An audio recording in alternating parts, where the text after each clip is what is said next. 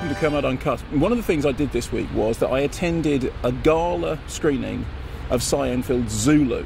Extraordinary film. They showed it at the Odeon, Leicester Square. Great big screen. And I haven't seen it on a big screen since I first saw it at the Odeon in Muswell Hill in 1972. And I remember this very clearly because my dad took the entire family to see it. He said, "You're going to love this film." And we all did. We went along. We were sort of bowled over by the spectacle.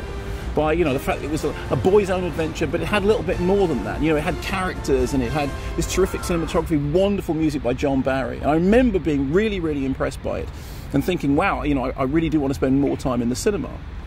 Well, the film's now 50 years old, and they were showing this gala screening. A number of people spoke before it. Dan Snow spoke very eloquently about the history.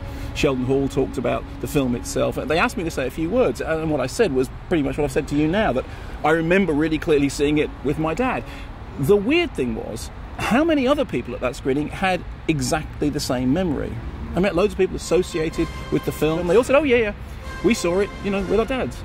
And it became like a kind of mantra. Everybody in the room had seen Zulu the first time with their dads. And what was weird was, we weren't all the same age. I mean, Stephen Woolley had spoken very eloquently about Zulu at the BFI some years ago. He had a very similar experience. And I started wondering if there's another film that's like that. See, I can't think of anything else that is so closely associated with going to the cinema with one's parents. So, let me know.